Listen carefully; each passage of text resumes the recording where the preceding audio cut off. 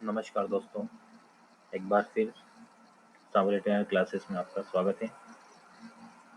हम सुनील राठौर, जैसा कि सर्वविदित है, मध्य प्रदेश लोक सेवा आयोग की प्रारंभिक परीक्षा 2021 का संभावित परीक्षा दिनांक घोषित हो चुका है, जो कि 24 अप्रैल 2022 को संपादित होने की संभावना है।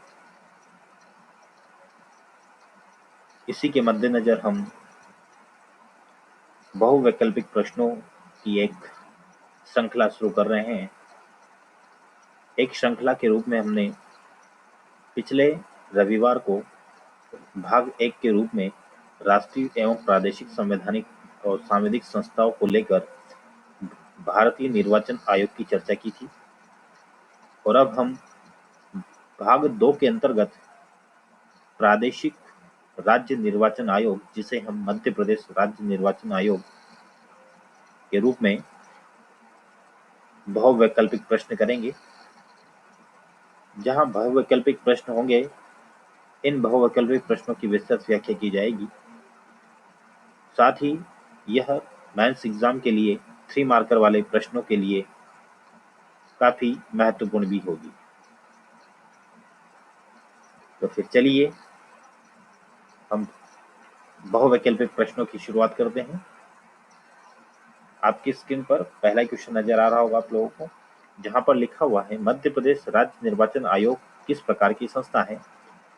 विकल्प है संवैधानिक संस्था, सांविधिक संस्था, गैर संवैधानिक संस्था और निजी संस्था।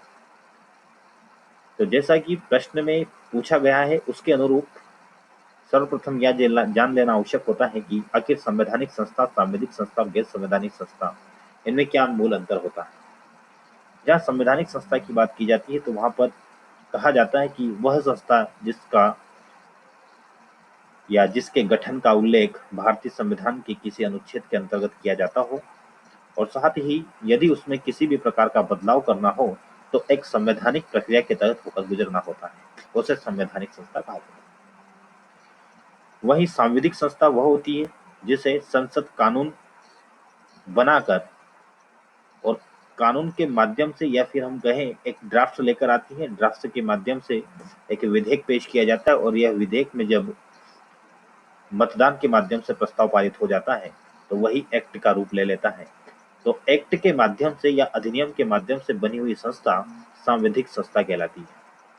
जबकि गैर संवैधानिक संस्था, जिसका ना तो संविधान में उल्लेख है और ना ही संसद के द्वारा कानूनी प्रक्रिया के तहत इसका निर्माण होता हो, लेकिन कैबिनेट मंत्री के प्रस्ताव से यदि कोई संस्था बनी होती है तो उसे गैर संवैधानिक संस्था कहा जाता है, जैसे कि नीति आयोग। जबकि निजी संस्था एक प्राइवेट ऑर्गेनाइजेशन होता है। तो यहाँ पर इसका आंसर होगा संवैधानिक संस्था। राज्य निर्वाचन आयोग एक संवैधानिक संस्था है। डिस्क्रिप्शन आप पढ़ सकते हैं। बढ़ते अगले प्रश्न की ओर। भारतीय संविधान के किस अनुच्छेद में राज्य निर्वाचन आयोग की चर्चा की गई है। क्लियर है कि किस अनुच्छेद में राज्य निर्वाचन आयोग की चर्चा की गई है। तो भाग 9 के तहत अनुच्छेद 243 के में, जहां पंचायतों के लिए राज्य निर्वाचन आयोग चुनाव करवाता है, तो राज्य निर्वाचन आयोग की चर्चा पंचायत के लिए अनुच्छेद 243 के में उल्लेखित है, अर्थात इसका आंसर हो जाएगा सी।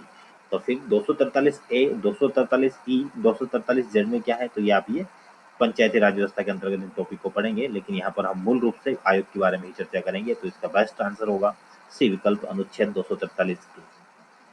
बढ़ते अगले प्रश्न की ओर।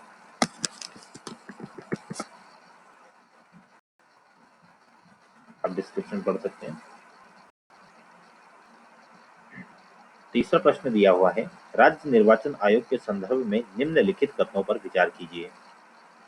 पहला कथन, राज्य निर्वाचन आयोग के द्वारा राज्य विधानमंडल राज्य विधानसभा का निर्वाचन करवाया जाता है। दूसरा कथन, राज्य निर्वाचन आयोग के द्वारा नगर पंचायत के चुनाव करवाए जाते हैं। राज्य निर्वाचन आयोग के द्वारा नगर पालिका के चुनाव नहीं करवाए जाते हैं। क्लियर? तो तीनों कथन दिया है, जहाँ पहले कथन को पढ़ने के उपरांत प्रतीत होता है कि यह पूरी तरह से गलत है, क्योंकि राज्य निर्वाचन आयोग के द्वारा राज्य विधानसभा का निर्वाचन नहीं होता है। भारतीय निर्वाचन आयोग के द्वारा ही राज्य विधानसभा का भी निर्वाचन होता है। तो इस आधार पर पहला क्वेश्चन या पहला कथन गलत हो जाता है। दूसरा कथन, राज्य निर्वाचन आयोग के द्वारा नगर पंचायत के चुनाव करवाए जाते हैं, तो यह बात बिल्कुल सही हो जाती है, क्योंकि राज्य निर्वाचन आयोग को 243 के और 243 जेड के इन दोनों के माध्यम जेड ए इन दोनों के माध्यम से पंचायत तथा नगर पालिका के चुनाव करवाने का जो जिम्मेदारी दिया गया है वो राज्य निर्वाचन आयोग के पास है। तो इस आधार पर दूसरा कथन पूरी तरह से सही हो जाता है। बात करते हैं तीसरे कथन की, राज्य निर्वाचन आयोग के द्वारा नगर पालिका का चुनाव नहीं करवाया जाता। तो जस्ट अभी बात कर ही रहे थे कि राज्य निर्वाचन आयोग के द्वारा नगर पालिका का चुनाव करवाया जाता है। तो इस आधार पर तीसरा भी गलत हो जाता है। तो पहला गलत, तीसरा गलत। तो उपयुक्त कोटों में से सत्य है, सत्य की जगह आप असत्य कर लीजिएगा। टाइपिंग मिस्टेक की वजह से सत्य लिखा गया, यहाँ पे असत्य है ये, ठीक है ना। तो असत्य आपको बताना है। तो 1 और 3 सी नंबर का विकल्प सही होगा। इसमें 1 और 3 असत्य और सत्य की बात की जाए तो केवल 2 सत्य होगा, ठीक है। बढ़ते अगले प्रश्न की ओर।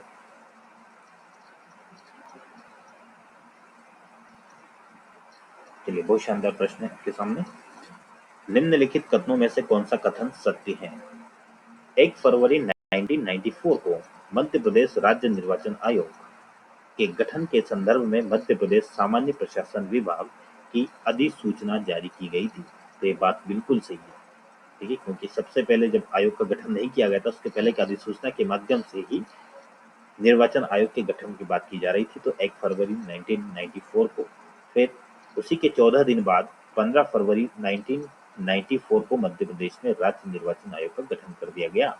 और साथ ही लोहानी साहब को मध्य प्रदेश राज्य निर्वाचन आयुक्त भी बना दिया गया। तब 15 फरवरी 1994 को। डिस्क्रिप्शन आप पढ़ सकते हैं, जो कि आप NB लोहानी है, प्रथम राज्य निर्वाचन आयुक्त बने थे और एकल सदस्यीय निकाय है ये भी आपको ध्यान रखना है। बढ़ते अगले प्रश्न को। पांचवा प्रश्न, मध्य प्रदेश राज्य निर्वाचन आयोग की प्रथम महिला अध्यक्ष कौन थी? श्री रामा देवी, विजया श्रीवास्तव, गिरिजा व्यास, इनमें से कौन है? तो जैसे कि हमें ज्ञात होता है कि मध्य प्रदेश राज्य निर्वाचन आयोग में अध्यक्ष पद के लिए अभी तक 6 व्यक्ति ही नियुक्त हुए हैं, जिनमें एक भी महिला शामिल नहीं है। इसका मतलब ये हुआ कि मध्य प्रदेश राज्य निर्वाचन आयोग में अभी तक किसी भी महिला को अध्यक्ष का पद नहीं दिया गया। इस आधार पर इसका आंसर होगा डी, इनमें से कोई नहीं। क्लियर है? हाँ, विजया श्रीवास्तव के बारे में बात की जाए तो ये विजया श्रीवास्तव ये पहली महिला सचिव, क्लियर है, पहली महिला सचिव के रूप में नियुक्त की गई थी। तो वही बात की जाए तो श्री रामा देवी, तो ये भारतीय निर्वाचन आयोग की पहली महिला निर्वाचन आयुक्त रही है, जो 9वें नंबर पर ये अपॉइंटमेंट हुआ था इनका। तो ऐसा आपको ध्यान रखना है। बढ़ते अगले प्रश्न की ओर। आप यहाँ पर कितने सदस्य अभी तक अध्यक्ष पद पर रहे हैं, उनके नाम दिए हुए, उनका टेन्योर भी दिया हुआ है। टेन्योर मतलब उसका कार्यकाल कब से कब तक था, तो पूरी बातें दी गई है। तो आप पढ़ लीजिएगा वीडियो को पोस्ट करते हुए। बढ़ते अगले प्रश्न की ओर। मध्य प्रदेश राज्य निर्वाचन आयोग के प्रथम सचिव कौन थे? यहाँ पर प्रथम सचिव को पूछा जा रहा, नहीं व्यक्ति है न महिला है, तो यहाँ पर पुरुष के आधार पर इसका आंसर करना होगा। तो पहले सचिव राज्य निर्वाचन आयोग के, मध्य प्रदेश राज्य निर्वाचन आयोग के पहले सचिव थे प्रकाश चंद्र। क्लियर है? प्रकाश चंद्र ही पहले सचिव रहे हैं। फिर बात की जाएगी दुर्ग विजय सिंह कौन है, तो ये वर्तमान सचिव हैं। फिर बात करें कि विजया श्रीवास्तव कौन है, तो अभी बात किया था कि यह पहली महिला सचिव रही है, ठीक है, पहली महिला सचिव के रूप में ये कार्यरत रही है। जबकि NB लोहानी प्रथम मध्य प्रदेश राज्य निर्वाचन आयोग के ये अध्यक्ष रहे हैं। क्लियर है? तो इसका आंसर हो जाएगा आपका ए। सातवां प्रश्न, मध्य प्रदेश राज्य निर्वाचन आयोग का ध्येय वाक्य क्या है? तो इसका सीधा आंसर हो जाएगा सी, हर वोट कीमती, हर निकाय महत्वपूर्ण। हर वोट गिनती नहीं है, कीमती है यहाँ पर। हर वोट कीमती, हर निकाय महत्वपूर्ण। बढ़ते अगले प्रश्न की ओर। निम्नलिखित में से किस अनुच्छेद में यह वर्णित है कि राज्यपाल राज्य निर्वाचन आयोग की सहायता हेतु कर्मचारी उपलब्ध करवाएगा? तो ये बात लिखी है आपकी सी नंबर के विकल्प में 243 के थर्ड खंड में लिखा हुआ है कि राज्यपाल राज्य निर्वाचन आयोग की सहायता हेतु कर्मचारी उपलब्ध करवाएगा। बाकी फिर 243 के वन में क्या लिखा हुआ है, के टू में क्या लिखा हुआ है, के फोर में क्या लिखा हुआ है, तो उसके लिए डिटेल दिया गया है, आपको इसको पढ़ सकते हैं। 243 राज्य निर्वाचन आयोग एक सदस्यीय निकाय, एक सदस्यीय आयोग जिसकी नियुक्ति राज्यपाल के द्वारा की जाएगी, ये बात कही गई है। फिर वहीं पर बात की जाए 243 के की फर्स्ट में सेकंड में बात की गई है कि सेवा शर्तें कैसे होगी, राज्यपाल निर्धारित करेंगे, लाभकारी परिवर्तन नहीं करेंगे। उच्च न्यायालय की न्यायाधीश के समान रीति से इनको पद से हटाया जा सकता है या फिर त्याग पत्र देने के लिए राज्यपाल अपने त्याग पत्र दे सकते हैं।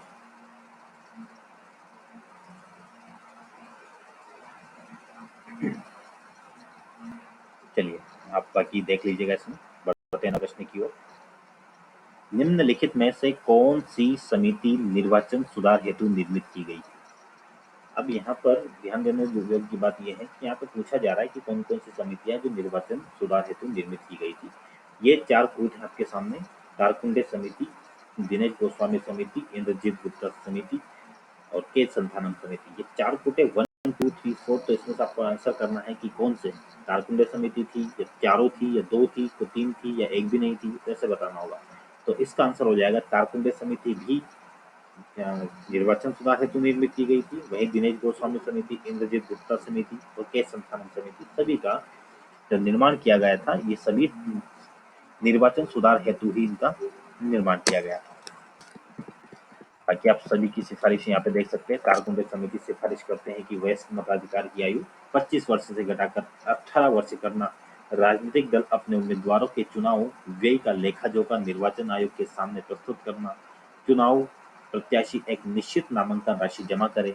इन 3 प्रमुख बिंदुओं को सिफारिश के तौर पर कारकुंडे समिति ने रखा और इसका गठन 1974 to 75 में किया। वहीं दिनेश गोस्वामी समिति जो 1990 में गठित हुई है और उनकी सिफारिश थी कि मतदान के लिए इलेक्ट्रॉनिक वोटिंग मशीन का प्रयोग किया जाए, तो ईवीएम का प्रयोग करने का सिफारिश दिया था वो दिनेश गोस्वामी समिति ने दिया था। मतदान फोटो पहचान पत्र की व्यवस्था की जाए। केंद्र या राज्य स्तर पर जनप्रतिनिधियों का पद खाली होने की दशा में 6 माह के अंदर निर्वाचन की व्यवस्था की जाए। तो ये 3 प्रमुख सिफारिशें दिनेश गोस्वामी समिति 1990 में गठित उसके द्वारा दी गई थी। इंद्रजीत गुप्ता समिति 1998 में गठित प्रमुख सिफारिश थी लोकसभा और विधानसभा चुनाव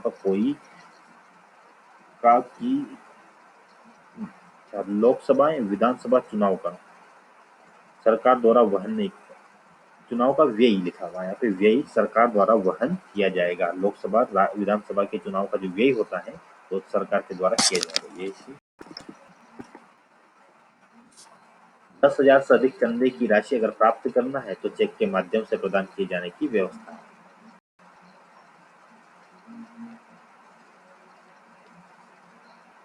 फिर 1962 में गठित हुई थी आपकी के संथानम समिति। क्लियर है? यहाँ पर प्रमुख सिफारिश की बात की जाती है निर्वाचन में शामिल होने के लिए उम्मीदवार के लिए न्यूनतम अर्हता की व्यवस्था करना, जनप्रतिनिधि अधिनियम 1951 मतदाता की योग्यता, मतदाता की सूची तैयार करना, निर्वाचन क्षेत्रों का परिसीमन करना, संसद या राज्य विधानमंडलों के स्थान पर आवंटन आदि के बारे में प्रावधान करता है। तो ये बात थी चारों समिति के बारे में, आप पढ़ लीजिएगा। बढ़ते अगले प्रश्न की ओर। निम्नलिखित में से किस समिति ने यह कहा था कि मतदान के लिए इलेक्ट्रॉनिक वोटिंग मशीन का प्रयोग किया जाए? जस्ट अभी पढ़ते हुए आए हम लोग, तो आपको ध्यान देना है कि इसमें कौन सी वो समिति थी जहां पर ये कहा गया कि मतदान के लिए ईवीएम का प्रयोग किया जाना चाहिए। क्लियर है?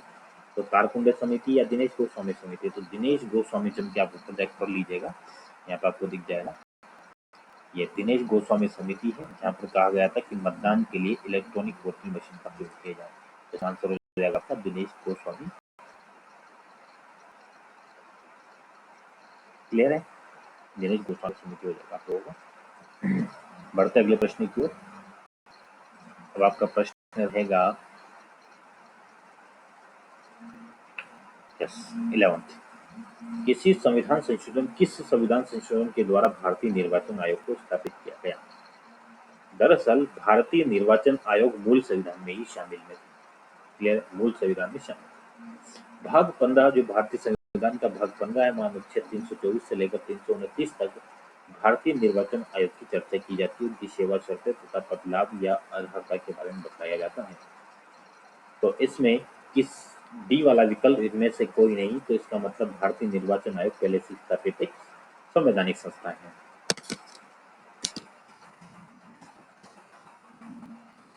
बढ़ते 12वें प्रश्न की ओर। यहाँ पे लिखा हुआ है कि राज्य निर्वाचन आयुक्त की सेवा शर्तें एवं पदावधि किसके द्वारा निर्धारित की जाती है। तो हम देख ही चुके हैं, राज्यपाल के द्वारा ये सब निर्धारित किया जाता है, और राज्यपाल के द्वारा जब ये पदावधि के बारे में बतलाया जा रहा है कि पदावधि के द्वारा निर्धारित की जाती है सेवा शर्तें 243 के खंड 2 में इस बात की चर्चा की गई है।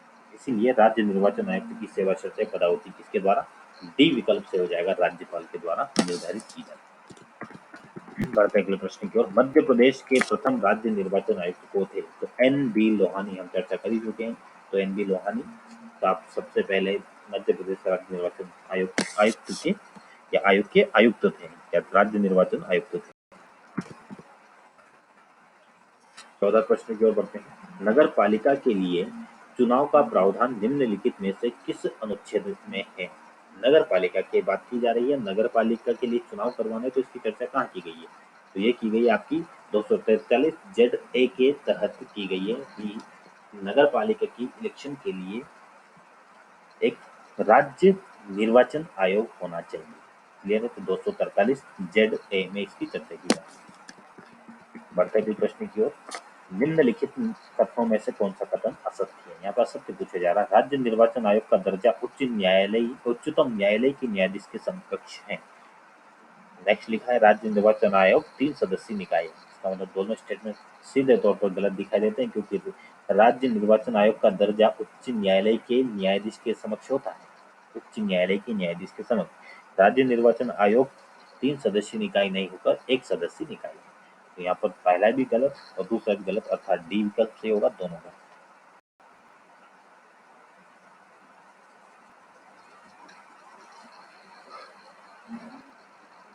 राज्य निर्वाचन आयुक्त का कार्यकाल कितना होता है, तो यह कार्यकाल स्क्रीन पर आपको दिख रहा होगा। यह होता है 6 वर्ष या 62 वर्ष की आयु, जो भी में से पहले हो, उस आधार पर राज्य निर्वाचन आयुक्त का कार्यकाल समाप्त हो सकता है। क्लियर है, तो सी विकल्प सही होगा, 62 वर्ष या 62 वर्ष की आयु, जो भी पहले हो। बढ़ते 17 प्रश्न की ओर। निम्नलिखित कथनों में से कौन सा कथन या कौन से कथन सत्य है। राज्य निर्वाचन आयुक्त के अनुरोध पर राज्यपाल उसके कर्तव्य के निर्वहन के लिए आवश्यक कर्मचारी उपलब्ध करवाएगा। कौन, राज्यपाल करवाएगा। इसके लिए राज्य निर्वाचन आयुक्त के अनुरोध पर राज्य के राज्यपाल उनके कर्तव्यों के निर्वहन के लिए आवश्यक कामयाबी उपलब्ध करवाएगा। राज्य निर्वाचन आयुक्त को पद से उसी रीति से हटाया जा सकता है जिस रीति से उच्च न्यायालय के न्यायाधीश को हटाया जाता है। यहाँ पे उच्चतम नहीं है, ये उच्च न्यायालय की खेलेगा, इसको विकल्प। अच्छा, अब मैं यहाँ बताना था सत्य है या नहीं है, तो दूसरा स्टेटमेंट पूरी तरह से असत्य लग रहा है, क्योंकि उच्चतम न्यायालय के न्यायाधीश को हटाया जाता है के समान उसकी रीति अपनाई जाती है। तो यहाँ बिल्कुल बात गलत हो जाती है कि उच्चतम न्यायालय के न्यायाधीश को हटाना है, तो ऐसा राज्य निर्वाचन आयुक्त को हटाने का प्रावधान के बारे में चर्चा नहीं की गई है। बढ़ता अगले प्रश्न की ओर। तो दूसरा आपका गलत हो जाएगा, पहला आपका सही हो जाएगा, अर्थात केवल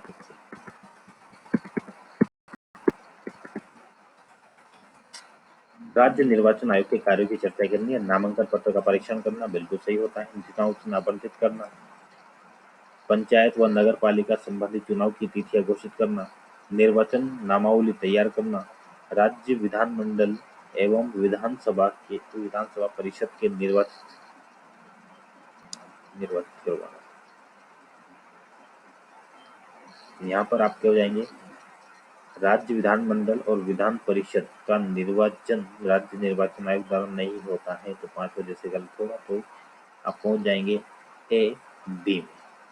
क्लियर, ए और बी में पहुंच जाएंगे, तो आपका आंसर हो जाएगा फिर 1, 2, 3 और 4। ठीक है, तो क्या आपके वाला गलत साबित हो जाता है। बढ़ते अगले प्रश्न की ओर। राज्य द्वारा निर्वाचन के संदर्भ में बताए गए कानून को न्यायालय में चुनौती नहीं दी जा सकती, हालांकि विशेष परिस्थिति में यह चुनौती दी जा सकती है। क्लियर है? तो यहाँ पे लिखा हुआ है, इसका आंसर हो जाएगा 243 ओ। तो 243 ओ के तहत राज्य द्वारा निर्वाचन के संबंध में बताई गई किसी भी कानून को न्यायालय में चुनौती नहीं दी जा सकती, हालांकि विशेष परिस्थिति में यह चुनौती दी जा सकती है। बढ़ते अंतिम प्रश्न की ओर। इस अनुच्छेद के तहत राज्य का विधानमंडल पंचायत के चुनाव हेतु नियम बना सकता है। तो यहाँ पर आंसर हो जाएगा आपका 243 एक बी। इसमें सब कुछ लिखा हुआ है, तो इसका आंसर क्या होगा आपका? तो इसका आंसर हो जाएगा कि पंचायत नियम बना सकती है। नियम बनाने की बात की जा रही है, तो नियम बना सकती है तो 243 के सब क्लॉज 4 में, तो डी वाला विकल्प सही होगा। अनुच्छेद 243 के सब क्लॉज 4। क्लियर है? बाकी आप डिटेल आप देख सकते हैं इसमें। चलिए, इसी के साथ हम यहीं पर 20 प्रश्नों की श्रृंखला को खत्म करेंगे। अब नेक्स्ट वीडियो जो रहेगा का नेक्स्ट आयोग जो कि रहेगा संघ लोक सेवा आयोग, और संघ लोक सेवा आयोग के साथ ही मध्य प्रदेश लोक सेवा आयोग की चर्चा करेंगे। तो अगले वीडियो नेक्स्ट संडे को आपको मिलेगा संघ लोक सेवा आयोग और मध्य प्रदेश लोक सेवा आयोग के संदर्भ में। चलिए, इसी के साथ आपसे विदा चाहते हैं। अगर आपको चैनल को सब्सक्राइब करना है, शेयर करना है, यदि आपको ऐसा PDF फॉर्मेट चाहिए तो आप इस वीडियो के नीचे दी गई लिंक पर टेलीग्राम से जुड़ सकते हैं और वहाँ से PDF फॉर्मेट में यही नोट्स आप प्राप्त कर सकते हैं। चलिए, आज के लिए इतना ही। धन्यवाद।